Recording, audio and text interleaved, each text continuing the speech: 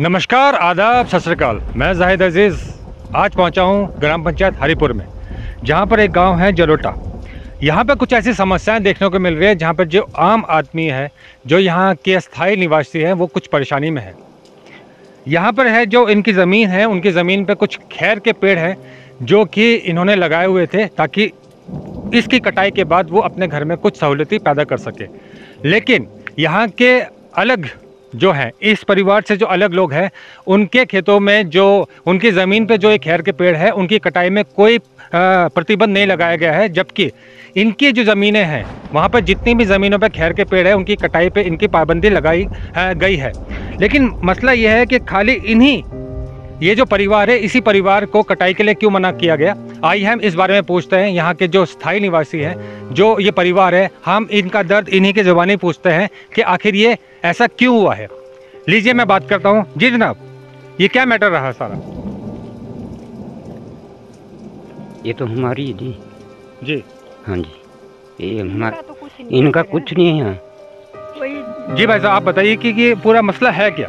जी sir, मैं सिद्दीक मोहम्मद, ग्राम जगोटा, ward number 2, जिला सोलन, ग्राम पंचायत हरिपुर और ये अपने ब्लॉक सोलन से हूँ। और ये मेरे कज़न ब्रदर है, ये मेरी कज़न मॉम है। ये इतने गरीब आदमी है कि इनको नाजायज़ तंग किया जा रहा है, हम लोगों को भी तंग किया जा रहा है। और हम लोग आपके माध्यम से इस बात को रखना चाह रहे हैं कि हम लोगों के ऊपर ये जितनी भी आपत्ति आ रही है, क्यों आ रही है, ये लोग क्या चाह रहे हैं हम लोगों से, और हमें क्यों दुखी किया जा रहा है। मसला यही नहीं है सर, हमारे रास्ते तक बंद कर दिए इन लोगों ने। यहाँ तक कि 200 पेड़ हमारे पड़ोस से उठाया गया है, जिसके ऊपर कोई भी रोक, कोई भी पाबंदी नहीं लगाई गई। हम ही लोगों के ऊपर क्यों पाबंदी लगाई गई है, ये हम आपके माध्यम से इन लोगों से पूछना चाह रहे हैं। अपना दर्द हम आप लोगों को बताना चाह रहे हैं कि हमारे साथ ही ऐसा क्यों हो रहा है।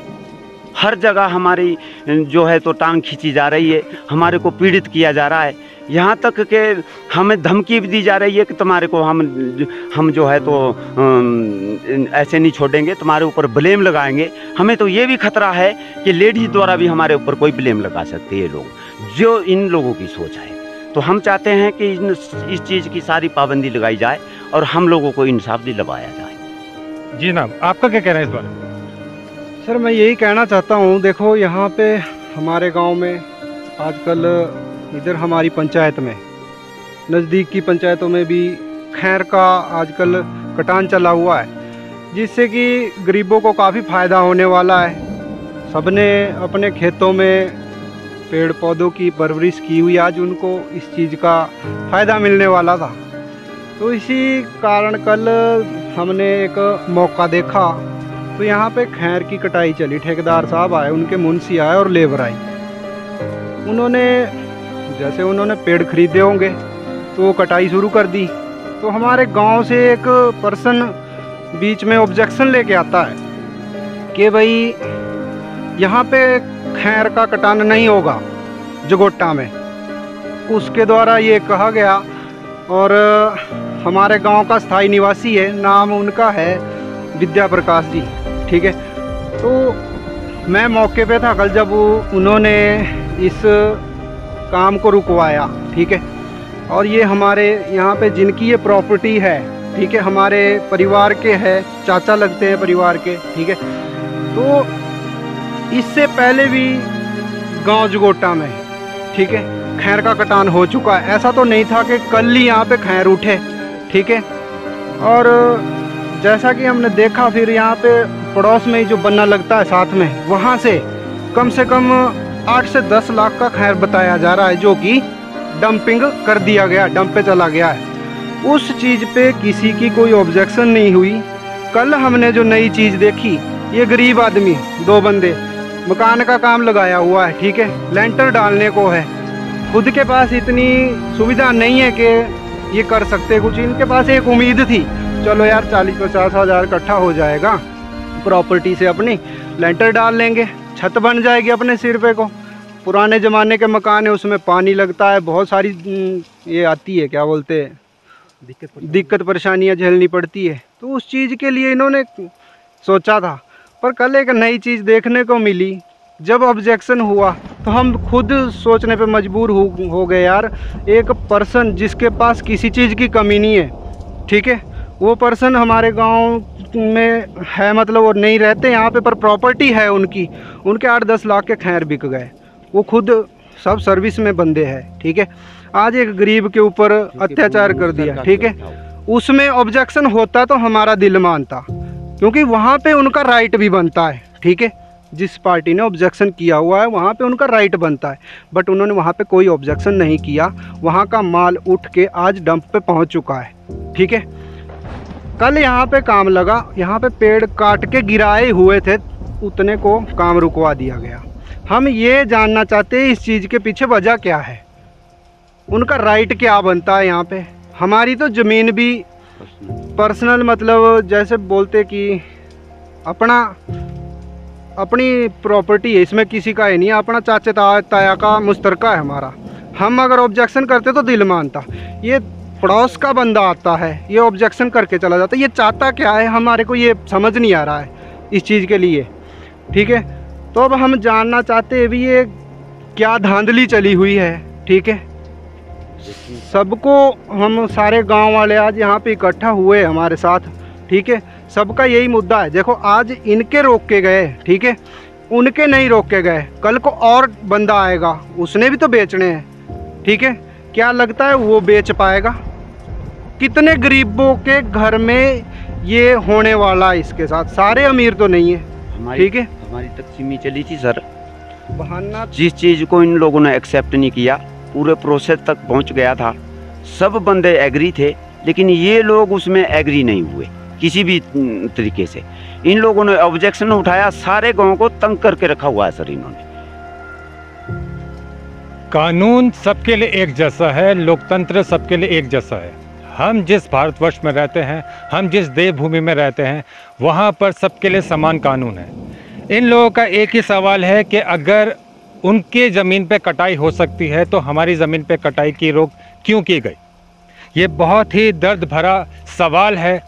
ये सवाल ये उन सब प्रशासन के लोगों से पूछना चाहते हैं, उन सभी लोगों से पूछना चाहते हैं जो कि किसी गरीब का दर्द नहीं देख पा रहे हैं। आइए मैं आपसे मिलवाता हूँ, यहाँ एक खड़ी महिला है, उनसे पूछते हैं कि आखिर ये सारा मामला है क्या और ये सारी क्या वजह रही है जिसकी वजह से ये परेशानियाँ उठानी पड़ रही है। जी मैडम, आप बताइए ये कि मसला क्या है। मतलब जहाँ तक मैं अभी तक समझ पाया हूँ कि एक गरीब इंसान जो कि कुछ अपनी ज़मीन पे जो लगे हुए पेड़ हैं उनकी कटाई करके वो अपने घर का भरण पोषण या अपने घर की छत डालने की कोशिश कर रहा है। वो छत जो कि आए दिन बरसात में चूती रहती है, ठीक है, ख़राब है, उसमें बच्चे पानी में हैं और रात को सो नहीं पाते हैं, ठीक है। अगर वो ये कटाई करके वो अपने पेड़ों को बेचकर 2 पैसे कमाना चाहता है तो वहाँ दिक्कत क्या आ रही है? दिक्कत सर, इन लोगों ने ऐसी धांधली चलाई हुई है कि जहाँ भी गरीब कोई भी कार्य करता है उनको तंग करते हैं। जहाँ 200 पेड़ उठा है, हमारा यही ऑब्जेक्शन है विद्या प्रकाश से कि जहाँ 200 पेड़ उठा था वहाँ आप मालिक थे, खेत मुश्तरका में वहाँ भी मालिक है विद्या प्रकाश, पर लेकिन यहाँ इनका पर्सनल खेत नंबर है। यहाँ इन गरीबों को बेफजूली तंग किया जा रहा है। तो सर इनको थोड़ा सा सरकार से हम ये अनुरोध करते हैं कि इन लोगों को क्यों इतना आगे बढ़ाया जा रहा है, कि इनको तंग क्यों किया जा रहा है गरीबों को। सवाल यही है कि आखिर क्यों तंग किया जा रहा है, एक गरीब मार ही क्यों की जा रही है। आप देख सकते हैं कि जो ये लेडीज़, ये जो महिलाएं हमारे साथ खड़ी हैं, ये जो इंसान हमारे साथ खड़ा है, वो इस लायक नहीं है कि वो किसी तरह से अपना गुजर बसर कर सके। अगर आज गांव वाले इनके साथ खड़े हैं तो इसकी एक वजह यह है कि वो जानते हैं कि ये वो लोग हैं जो कि सिर्फ अपने खेतों में जो पेड़ खड़े हैं उन्हें कटाई करके वो अपने घर को चला सके। आप देख सकते हैं। जी जनाब, आप बताइए।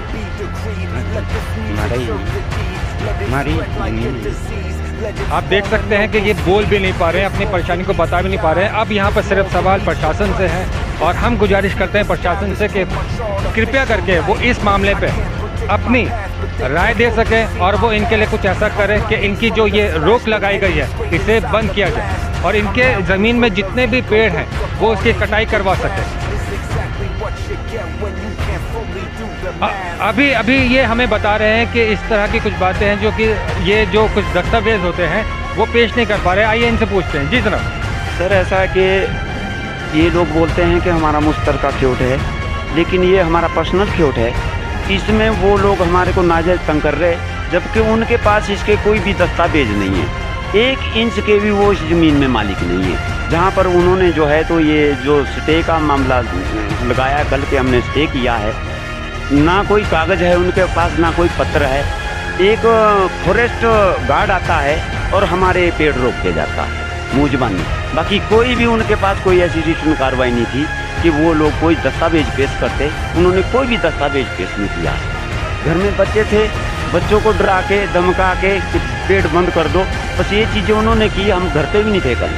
जब शाम को आए तो हमने उनसे पूछा कि ठीक है भाई, हम लोग आपसे बात करना चाहते हैं, कोई आपके पास रिकॉर्ड है, हमारे साथ ज्वाइंट है, आप मुश्तरके में है, लेकिन ऐसा कोई भी रिकॉर्ड उनके पास नहीं है। वो नाजायज़ तंग कर रहे हैं हम लोग। जी जनाब, इस मसले में आपका क्या कहना है? देखो जी, ऐसा है कि ये मसला तो ऐसा है कि गांव का मसला है। पहली बात तो ये कि जो भी कुछ चल रहा है ये सही नहीं चल रहा है। हाँ, जहाँ तक पेड़ों का सवाल है, अगर किसी का मलकीत में पेड़ काट रहा है तो उसको अधिकार होना चाहिए। हाँ, किसी ने अगर नाजायज़ अक्रोचमेंट किया, नाजायज़ कर रहा है तो उसके लिए तो उसको खुद जवाबदेह होगा। बाकी रहा मसला है कि अगर जैसा ये बता रहे हैं कि और भी पेड़ कटे गए हैं तो उसके बारे में भी इन्वेस्टिगेशन होनी चाहिए। और बाकी तो ये ठीक है, इनका मसला जायज़ है और देखते हैं इसके बारे में क्या होता है। ये जो हिस्सा आप देख रहे हैं, ज़मीनी हिस्सा देख रहे हैं, ये भी इसी गांव का हिस्सा है, जहां से कि ये जो आप जगह देख रहे हैं, ये जो गड्ढा है, यहाँ पर कभी शहर का पेड़ हुआ करता था। अभी 3-4 दिन पहले इसकी कटाई हुई है और इन पेड़ों को काटने के बाद डंपर तक भी पहुँचा दिया गया है। तो जब इन ज़मीनों से पेड़ काट कर डंपर तक पहुँचाया जा सकता है तो वहाँ पर क्यों मनाई? आप खुद देख सकते हैं। आइए अब मैं कैमरामैन को ले जाता हूँ, वो आपको ये दिखाएगा। और ऐसी कितनी जगह है इस ज़मीन में जहाँ से कि पेड़ काट के ले जा चुके हैं। तो देखा आपने कि यहाँ पर सिर्फ परेशानी ये है कि एक जो कानून है वो कानून व्यवस्था के साथ कोई काम नहीं हो रहा है। यहाँ पे सिर्फ नाजायज़ तंग किया जा रहा है। मैं कैमरामैन असीम के साथ जाहिद अजीज़, नमस्कार।